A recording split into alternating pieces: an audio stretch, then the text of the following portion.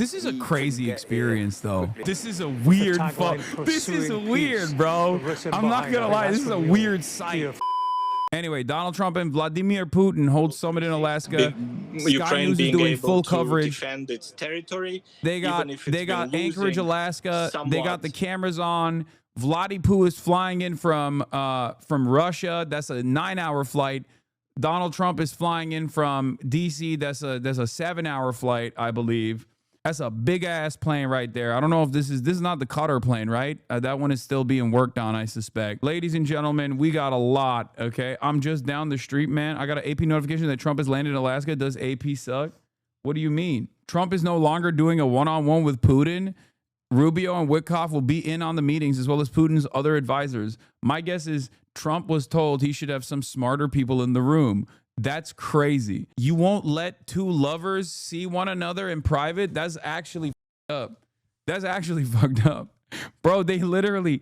Okay, I am now more invested in the Blue Anon narrative that they are gay lovers than ever before, because clearly people in the know also recognize this reality. They are straight up stopping two lovers from seeing one another in private. That is crazy. That's messed up. That's messed up. You gotta let let the lovers do their thing, I think. And that's messed up that they won't do that. So I love that it's gonna potentially last 7 hours until we get a press conference. Dmitry Peskov, Putin's spokesman, says a summit with Trump could last about 6 or 7 hours. 6, 7. Oh God, I'm so stupid. I deserve punishment. Hope Trump is excited to learn a lot about Yurik and Bogdan Khmelnytsky. Okay, 6-7 skobliat. Okay, I will say this is pretty funny that even Trump's own people who normally let him do his thing were like, bro, you are not. We can't let you do this one. Like. It is even Trump's own people were like, yeah, we have to be in this, man. We can't let you give up Alaska, because that was being floated. Okay, that was being floated around. I read a report that Trump was like, yeah, we'll let them extract from Alaska. The art of the deal, baby. Can't have peace talks without Zelensky involved. No, that's not the concern. What do you mean? It's not happening already. It's not like Zelensky's involved in these conversations. That's not the concern. The concern is you need like actual adults in the room. Otherwise, Vladimir Putin is going to get like 8 states out of this convo. They're going to come out of this meeting and Donald Trump is like, yeah, I gave him North Dakota. Who needs it? We got South Dakota. We got 2 Dakotas. I said, Putin, you can have one of them. There's a lot of Russian speakers in North Dakota. I gave it to him. I said, whatever. Trump tells Fox he's willing to walk away from the table. Alaska is yours. I said, Putin, I'll throw in Idaho for you. He said, I don't want Idaho. Nobody wants Idaho. I wanted to give him Idaho as well, but he said no. This is the reason why even Witkoff and Marco Rubio are like, we have to be in the room, sir, please. You will bag up real bad. Because like this kind of dynamic, Trump has the same dynamic with Vladimir Putin as he does with like Benjamin Netanyahu. But of course, given the way that American foreign policy works with Israel, you can have Trump eat Benjamin Netanyahu's toe jam, right? Like that's fine. That's normal American foreign policy. But you can't have him do that to Russia because Russia is a foreign adversary. So that's the reason why they were like, hey, man, we have to be in this one. A White House official confirms Trump's one-on-one with Putin is no longer happening. Instead, it'll be a 3-on-3 with Special Envoy Steve Witkoff, Secretary of State Marco Rubio joining Trump. Not clear who will be joining Putin from the Russian side. For the expanded bilateral meeting and working lunch, Trump will be joined by Secretary Marco Rubio, Secretary Pete Hegseth, Secretary Scott Bessent, Scott Lutnick, Special Envoy Witkoff, Chief of Staff Susie Wiles, per a White House official. I think it's going to work out really well, says Donald Trump. Let's take a look. Okay, in the office with President Trump on Air Force One, heading in. What's your initial feeling? How are you feeling about what you're going to get out of this? I think we're going to do very well. Our country is doing... Dude, Fox News is going red, white, and blue on the subtitles, too. Just really doing very well. We're setting records economically like we never have before, including the stock markets are all at a record high. We're taking in trillions and trillions of dollars with tariffs. We're going for a meeting with President Putin in Alaska, and I think it's going to work out very well. And if it doesn't, I'm going to head back home real fast. I mean, if it doesn't, you walk. I would walk too. Okay, in the office with President Trump on Yeah, Air Force that's right. One, heading in. What's your initial feeling? How are you feeling about what you're going to get out of this? Isn't this a little bit, it feels like AI. Yes, Trump sounds like he's AI. Isn't this also kind of an L? If you just like invite Vladimir Putin, war criminal, to the United States of America, which is fine. You have to do that, right? You have to have a ceasefire. You have to have a conversation with Vladimir Putin. I don't have an issue with that, right?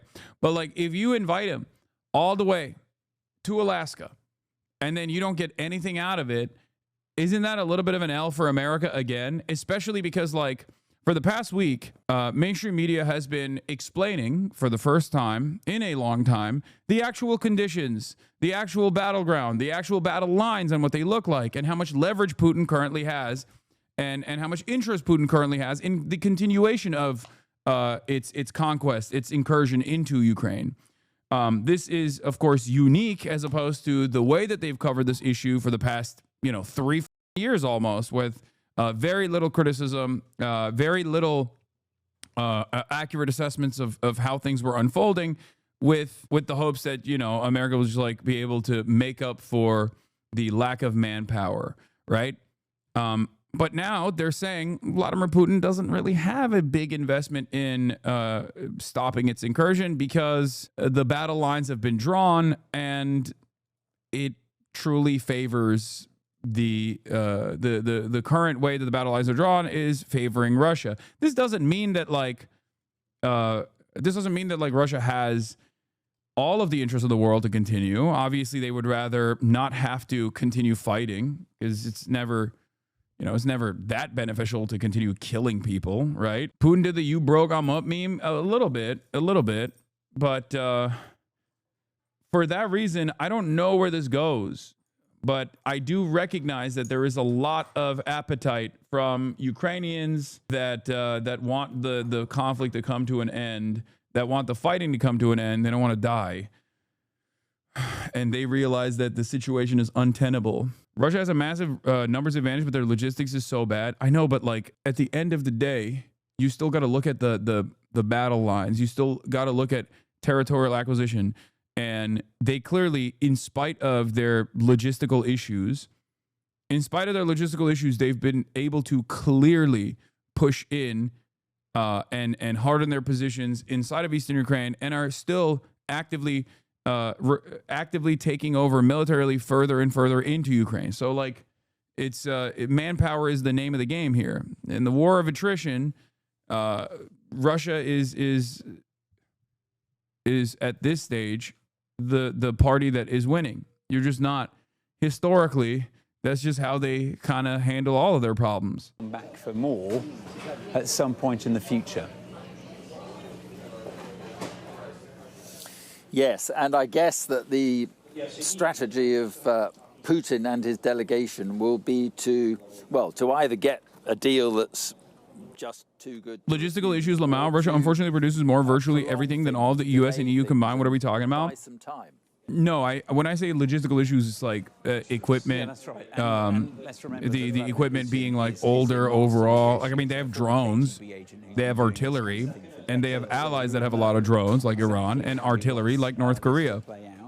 But overall, the Ukrainian the equipment. Well, I guess Ukrainians also have supply chain issues as well, from what I understand. Like there's a lot of corruption. And maybe even potentially like people just like stealing equipment to sell it on their own and shit. Like this is another thing that I've heard that people consistently complain about. Like Ukrainians have drones. They have really good equipment overall. They're getting it from America, but like there's a limit to how much they can get. There's a limit to that runway, especially post Israel's genocide. I think that limitation has been even more severe. But you know, even if the tech is better on the Ukrainian side, the Russians just have more manpower. And They can just keep throwing more and more people in the front lines, in the meat grinder. That's where we're at. So there he is. The President of the United States of America emerges from Air Force One. Big moment for Trump. But this, of course, is a president who relishes big. Who is up, Trump or Putin? Trump. What do you mean? In many ways, his presidency is about creating big moments just like this. And I assume the plan is for him to get to the bottom. I think this entire process is. I think this entire process is set together by Putin just to round. He doesn't. I don't think we're not even. First of all, you have to remember something. This person right here was a KGB operative, and then also the head of state, Ukraine, basically for my entire life. You know what I mean? Have huge influence on like he has a lot more experience as opposed to Donald Trump, who is genuinely an incompetent person. That things are moving perhaps towards a ceasefire. There will equally be many in Ukraine who are very worried about what he wasn't that high up in KGB. It don't matter. About to happen. So each of them walk down their respective red carpets and will soon be together. And for Vladimir Putin, this is a crazy experience, though. It is kind of wild because, like, I guess there is the whole.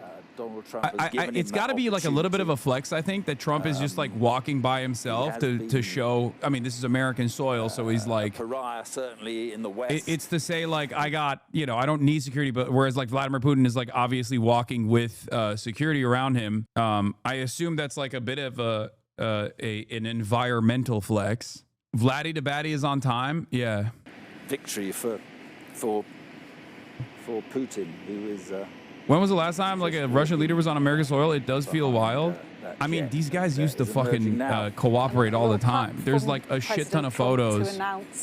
Putin comes to Trump directly. That's another power play. He's doing the Erdogan. That was the Erdogan. That was the Erdogan technique. The claw grip. You just keep gripping. Good-natured. They look pretty pleased to see each other. Bro, they literally look like lovers. They look like lovers that haven't seen one another in a long time. Freeze. Certainly, as far as the West. Is Putin wearing heels? He is, bro. Are you kidding me? He is a manlet. Putin is much shorter than Donald Trump. Donald Trump is like 6'3". Putin is a much shorter man, so he definitely is wearing heels. And it'll be interesting to see if they are going to speak beforehand. James Matthews is with the American delegation. James, tell us the plan. What is the plan? Are they going to speak before they get down to talks?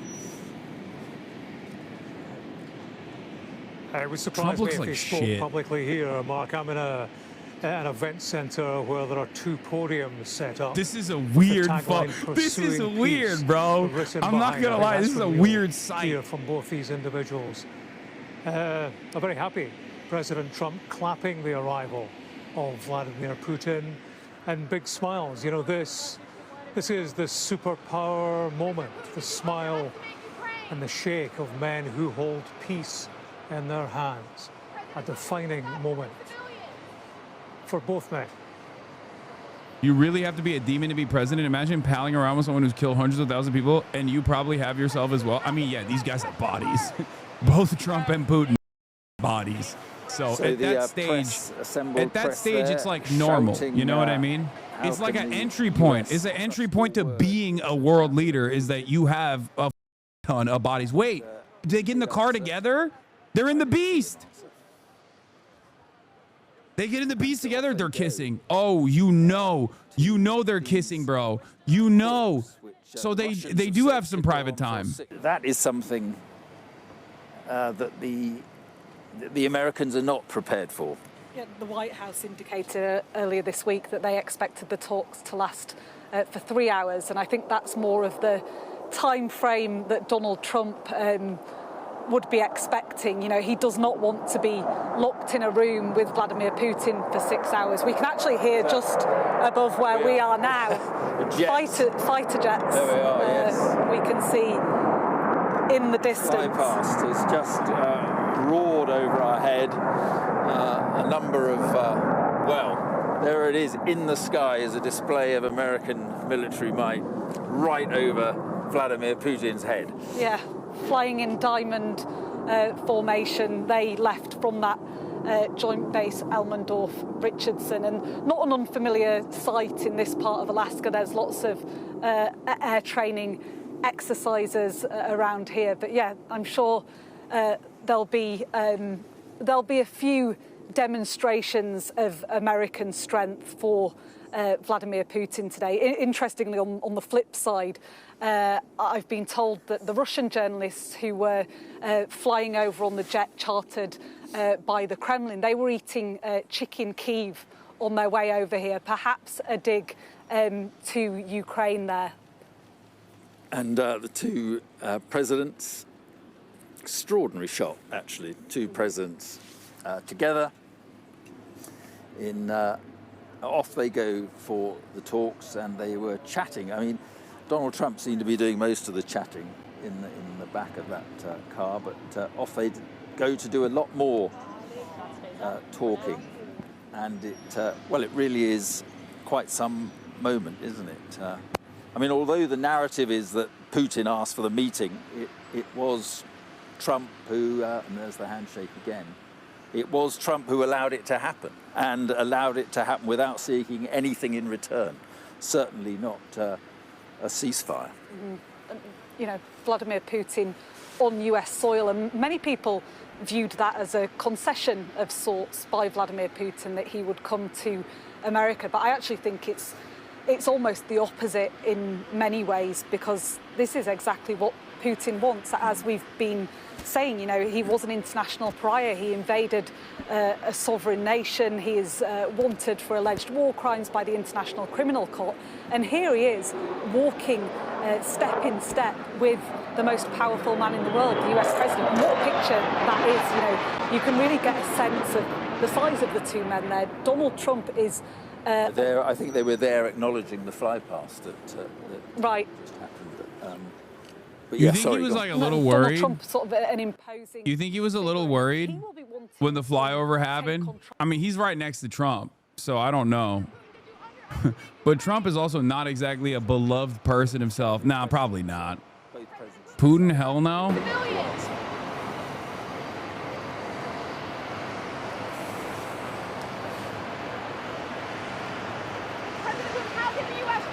And James Matthews is, I was talking to James just before the handshake there, and I mean, Russian TV, James, have been shouting this very point about Trump sort of allowing Putin back. They've said Trump has brought the Russian leader out of the diplomatic deep freeze and given him the chance to cajole. What do you mean?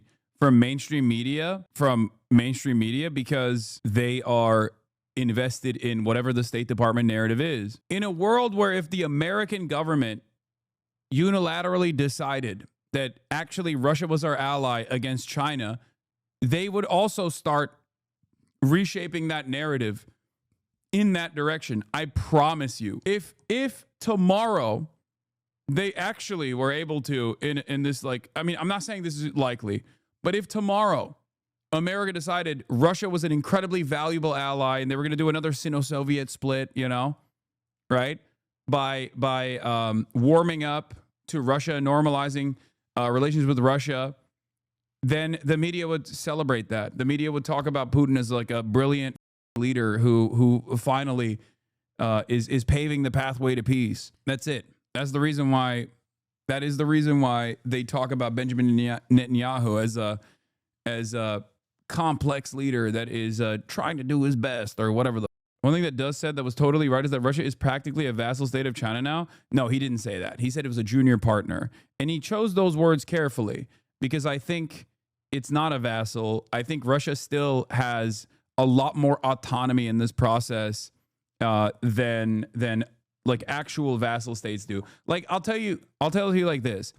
America has more control over Israel than China has over Russia. Russia is seen by those who are on the opposing pole to Western influence around the world as like the only country with the investment and the bandwidth to militarily oppose America and America's allies.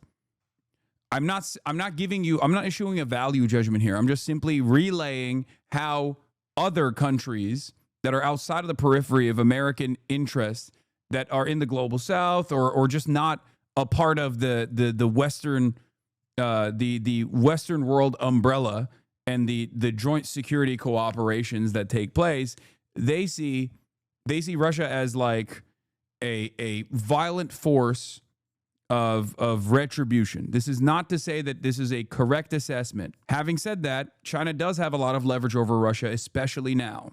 Okay, China control over Russia. What a joke statement. I didn't say China has complete control over Russia at all. I'm simply saying that China has a lot of influence over Russia now more than ever before because of China being the manufacturing hub of the planet. China has leverage over Russia. It's true. Russia has become China's junior partner in this. Why do I have to keep repeating myself over and over again if people will just not offer me the dignity of listening to what I'm saying? Oh my God. Donald Trump was threatening sanctions on Russia, but he's invited him here as a guest, welcomed him here for a summit, despite Vladimir Putin offering no concessions whatsoever. And it doesn't look like from these pictures, the start of this meeting, that Donald Trump has any intention. China doesn't Russia, actually, that's not true. Getting tough and threatening more sanctions on Vladimir Putin. That's not true. That's not true. First of all, China requires OPEC plus commitments for energy still. Russia is a part of that. That's number one. Number two, of course China gives a shit about Russia. Are you kidding me? I'm telling you what it is. China is not going to do military intervention anywhere, but Russia certainly has a lot of ambition to do so and has done so. They do it in Africa, they do it in Ukraine, they do it in the Middle East, and China benefits from that. If there are two different poles around the world, you know, similar to the Cold War, if you have like two different blocks and then maybe the non-aligned countries, but not necessarily, you got NATO and Western forces, like the Western security apparatus that exists, and then you got everyone else. The everyone else in the equation would obviously be China being like the major superpower that is behind this block. Russia is the tip of the spear, the weapon that they wield against any kind of Western influence. They share the same ideology, so there's a historical bond. No, they don't share the same ideology. I don't agree with that. I don't think that they share the same ideology. There's actually no ideological commitment whatsoever, and China never has required one either. There is no ideological bind, with the exception of like just being victims to Western intervention in the past historically. That's it. And also ongoing interventions in general. That is the only thing that has brought these other world powers together. And while China is a transitional socialist state, and there are still many areas in desperate need of improvement in Chinese governance and issues, when it comes to their foreign policy, they have an incredibly, I would even say, in a damaging way, a non-interventionist attitude. I mean, look no further than Israel, okay? They will never intervene. They will never intervene. The only time where they engage in any kind of like foreign policy intervention is when they set up a deal between Saudi Arabia and Iran over the ongoing conflict in Yemen. That was it, and that was pre-October 7. And the reason why they did that is because of their need for a steady flow of energy, and obviously Iran was threatening oil refineries and vice versa. And of course, Saudi Arabia was threatening Iran and its position in Yemen. So obviously, like, China didn't want that to continue, so they packed it up. That's it. China only cares about China and nothing else. China only cares about doing trade around the globe and nothing else.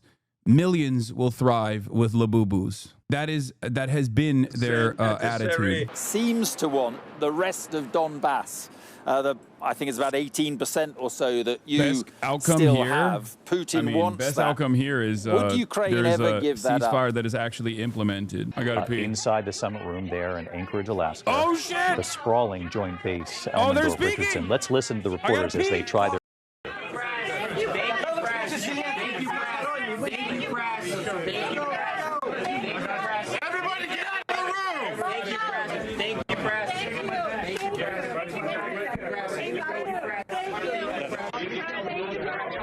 Back to the images from before. We're going to re-rack to the beginning of those images because, again, that's the pool feed of what's playing out in the room. You can hear all the reporters trying to get questions in. You can hear some of the advance team is telling folks to get out of the room, meaning the moment is over. Now they work on the summit on their own, the 6 in that room. If we're able to queue up those images again, we'll surely share them with you. But what we've witnessed here today, obviously, is the landing of Air Force One in Anchorage, Alaska, the Russian president arriving a short time thereafter.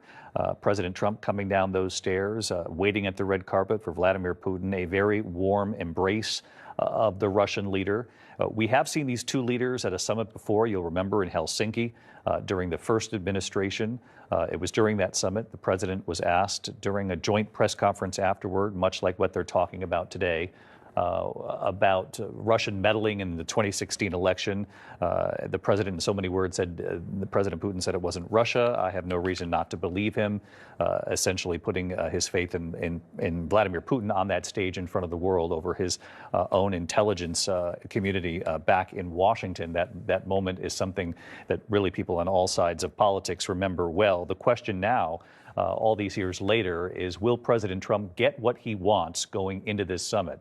He's given Vladimir Putin, at least initially, what Putin would like, which is a summit on American soil. The White House had said leading up to this that this was in large part Vladimir Putin's idea. They came up with the location to do this in Alaska at Joint Base Elmendorf Richardson, obviously in Anchorage. They will meet together. And Mary Bruce, we know this is going to be 3-on-3. We did not know exactly who would be in that room. Now we know Steve Witkoff and Secretary of State Marco Rubio will be present as well. And David, of course, they both bring their own unique strengths to this conversation. It's over, you missed Steve it. Witkoff, the president's I didn't miss special shit, envoy, brother. has It's been going to be a fucking developing this 6-hour meeting. interesting The relationship with Donbass Russians dweller and with writing Vladimir here Putin don't want to over sound like a recent months. Z-Bob, He but was saying instrumental in with setting Russia would up be this logistically summit simple for the that we are people seeing here. today that, of course, came together But very staying with Russia would be hastily. And, logistically of course, simple for the Marco people Rubio, here. notably, has been, quite harsh and critical of Russia and Vladimir Bro, Putin how in the Hassan, past, not an critical obese of ham Putin's laird, invasion. streaming That 6 tone hours has a day? somewhat softened I work out a in lot. the last several months, but it will be interesting They to kicked the get press their out? perspective. Yeah, because they're lovers. They're about to have an orgy. You can't have so many cameras. Trump is camera shy. Met when it was just them and their translators, a decision that got a lot of pushback and sparked a lot of concern about just getting to the truth of what was actually discussed in that meeting. Now you have a broader, bigger delegation. We were mentioning, of course, that Vladimir Putin has shown an interest in broadening out the conversation beyond just ending the war in Ukraine, possibly to discuss nuclear arms cooperation, economic cooperation as well, and trade. So possibly an effort by him to try and distract from what the president wants, which is that ceasefire. That, while he doesn't want to say it, is truly how we are defining, I think, the success of this meeting. Is he able to get progress in any kind of inklings towards that ceasefire? It certainly is what Ukrainian President Zelensky is hoping will come out of this meeting. But the president has also been very blunt that if that doesn't happen, well, he'll just pack up and go home and go back to being, the president of the United States and focusing on everything else he has to focus on. Trump, though, is acutely aware of the power of the images here today. He is also aware of the criticism and the pushback that he has faced, that simply meeting with Putin here today, allowing the world to see these images, is giving Putin a win, but it is a gamble that President Trump is willing to take if it means that he can possibly make some progress towards ending this war, David. But let me ask you, Mary, you mentioned Steve Witkoff, obviously his trip, and I've been talking about this here, his trip to Russia that led to this summit, the Russian Federation saying, members of the Russian delegation saying Witkoff gave some signals that the U.S. would be open to a summit like this. Now we've seen it somewhat hastily arranged. It came together. It's playing out now in Anchorage, Alaska. You'd have to think that both sides here have been in communication leading up to this moment. President Trump has even said in the last day or two that he looks forward to an additional summit during which President Zelensky would also be a part. He said that today they will talk about the future of Ukraine. We'll talk about the ceasefire. And Air Force One, he was asked about by Rachel Scott, our own Rachel Scott, about land swaps, which is something President Trump brought up. President Trump saying they will be discussed, but I've got to let Ukraine make that decision. And I think they'll make a proper decision. But for President Trump to say publicly in these last couple of days that he looks forward to this next step, a summit that would include Vladimir Putin and President Zelensky of Ukraine, would at least make you think that President Trump thinks going into this, there is room for some ground to be made here. Yeah, it certainly seems that he is trying to lay the groundwork today for another meeting. He has said that that's really the one that matters. And remember, the president all along was pushing for a trilateral meeting. He wanted to sit down with both of them. No, Trump is a hungry power bottom for sure. That's not even a question. That's not even a question. He's never topped.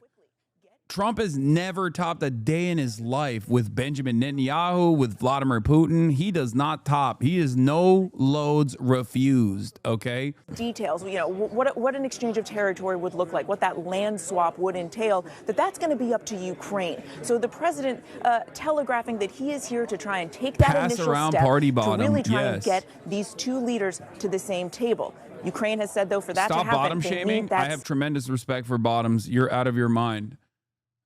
I have been a bottoms rights advocate in perpetuity. This is not new for me, okay?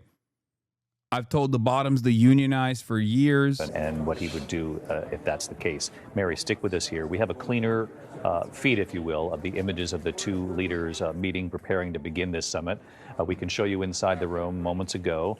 As you can see, President Trump right there next to Vladimir Putin. For a photo op. Is that the first time anyone has cruised in that beast or not? No, dude. Famously, Obama did it with the Cleveland. Obama got a Cleveland suck job, if you remember, from the toothless, according to the toothless crackhead. What was his name? Larry. Yeah, the Duluth Dyson. Larry sucked Obama off, and Obama did cocaine in the beast. The Duluth Dyson. Larry Sinclair, dude. Putin, will you commit to a ceasefire? Will you stop killing of civilians? Make sure that there is a halt to any killing of civilians. Obviously, Vladimir Putin did not engage. The moment we can play you that audio, they'll let me know in my ear, and we'll play it for you. But Jonathan Karl, our chief Washington correspondent, watching these images play out. John, you saw the warm reception on the red carpet, as you point out. President Trump and his team at the White House have made it very clear that they believe up until now nothing else has worked. And so, as you alluded to earlier, this is sort of the home field advantage. That's the way President Trump sees this. The red carpet, American soil, riding in the beast, and the presidential motorcade. Vladimir Putin appeared very happy with that as well, smiling through those windows. The hard part, though, John, is what comes next. Absolutely. And look, Donald Trump has never been reluctant to embrace even pariah dictators around the world. The embrace of Kim Jong-un, the embrace of Vladimir Putin, like this kind of language. This kind of language, I think, is like somewhat unwarranted. And I feel a little bit more confident criticizing it now, especially after talking to Matt Duss yesterday, because like you gotta deal with these dudes. Okay. I'm always going to be on board with dealing with these dudes, especially adversaries, rather than taking a position, taking like a Brandonian stance where you're like, no talks whatsoever is never going to happen. It's how you talk to these guys and what you get out of those conversations that obviously matter. And the problem that I have with Donald Trump, at least with respect to this dealing, is that the conversations that he's having with Vladimir Putin, I don't think are going to be productive. We'll see. Only time will tell. I just don't think that it's going to be. I don't think that it's going to lead to a serious ceasefire. Centrist take from Hassan, Mr. Moderate Piker. I'll give you an example of a pariah leader that Donald Trump actually, I think, handled even better than Democratic administrations have. Kim Jong-un. Donald Trump, ironically enough, due to the South Korean leadership at the time, and due to Donald Trump's like weird fascination, had more productive conversations between South Korea and North Korea than any other leadership prior or since. Like, that literally was not, that was actually incredibly solid in terms of like American foreign policy. People got mad at me at the time, but I gave him credit for it. That was on Trump 1, where Donald Trump basically stayed out of the South Korea, North Korea talks, and even de-escalated in terms of like military training, like, and the posturing that they were engaging in around the Korean Peninsula. That was productive. Obviously, it amounted to nothing at the end of the day, but that was a good thing that he did. And he didn't take up the liberal attitude. He didn't take on the liberal attitude of like just vilifying the enemy. I thought those meetings were a good idea too, but they ultimately resulted in nothing. They got a photo op, and neither the U.S. or DPRK really changed their behavior much. No, there was a period of productive talks back and forth, but I think South Korean leadership has obviously fallen apart since then. The guy who was managing those talks is gone, right? And then South Korea ended up electing the incel president, who ran on an even more aggressive stance against North Korea in the process. Who knows where it goes now? But I'm all in favor. I'm all in favor of America allowing. He did actually do a temporary halt to ICBM launchers and nuclear tests as a result of those talks. Yeah, there was positive. There were positive things that came out of that meeting, like North Korean de-escalation and a period of. So legitimizing Kim for nothing was a better job than Dems, really? Yes, it was. It was a really solid. It was a really solid attempt at having diplomatic talks between South Korea and North Korea. That was true. That is true. It's if I give credit to Barack Obama for the JCPOA, which I do, right? And if I give credit to Barack Obama for normalizing, or at least starting the path of normalizing relations with Cuba, which I do, right? You have to give Donald Trump credit for the way he dealt with the North Korea, South Korea situation. Instead of like direct intervention, and instead of like leaning heavily into constant escalations, constant militarization, he did the exact opposite, and he allowed South Korea and North Korea to have this conversation on their own. Obviously, there was still, profound American influence in South Korean politics. That's never going to go away. But like, there is no like legitimizing a foreign leader. Like that is silly lib talk. The dude is in charge of a country with nuclear arms. Like, there is no, it's like saying, oh, you're platforming Donald Trump. It just doesn't mean anything. These are meaningless terms that you're using. Into these negotiations, and he has said, I want the rest of Donetsk. I want to be able to say, this part is mine that I don't own. This part of Zaporizhia I want. I want this down at Kherson. But the real goal is to get the rest of the Donbass here. Why? Because it's a rich agricultural area. It's where the majority of industrial production comes from. And underneath the ground, there is critical minerals like titanium and lithium and coal. And so this is the consolation prize. There's no way that Ukraine can accede to this kind of releasing this much territory to Putin. So as the president has said, he's not going to negotiate today on who gets what. But this is what the expectation is that Putin is going to ask for. It will be a very difficult negotiation because neither Putin can show much leeway, and Zelensky cannot afford to give up this much of Ukrainian territory. Lithuanium, which comes from Lithuania. The eastern part of Ukraine. Steve, leave those circles right up there. Actually, if you want it's Lithuania mentioned. In the east right there. Steve, anywhere where there are stripes along that eastern region of Ukraine, that's where Russia has made significant advances since this invasion. And Steve, all those circles that you've just put back on the map, as Steve points out, that's what they want in addition to the area where they have made strategic advances. Reuters and other agencies estimate up to 20% of Ukraine is now in Russia's hands. And Steve, this is going to be the central question of these discussions. Even if they get the ceasefire today, then you're going to get. Will you get critical support to J.D. Pandon and his goal of ruining the American empire? No, because once again, While I joke about this sort of stuff, empires don't fall quietly, unfortunately. So the more Donald Trump deprives America, the worse things will get for not only Americans at the domestic level, but also everyone around the world.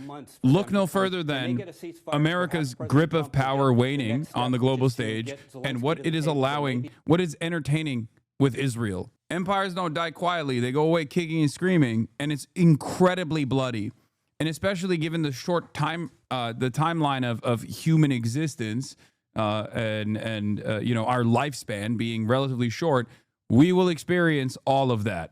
We will see it. And one might think that we might not have any say in the process anyway. So, you know, we're just kind of along for the ride at this point. On both sides of this war. Steve Gagnon, our thanks to you. Let's go back to these pictures from just moments ago as we wrap up this part of our live coverage today. Again, President Trump in Anchorage, Alaska, arriving before Vladimir Putin, then greeting the Russian leader when he arrived on the red carpet there, saluting obviously the troops, but also giving a very warm welcome to Vladimir Putin after they had that photo op there on the stage of Alaska 2025 there. We then watched. Before that, you shouldn't. You want to know why? And I say this all the time. Here's why. Are you really going to not see the end of Israel? Like you're really gonna end your life before you see the end to Zionism as a fascist ideology? You can't do that. You gotta survive directly out of spite. Okay?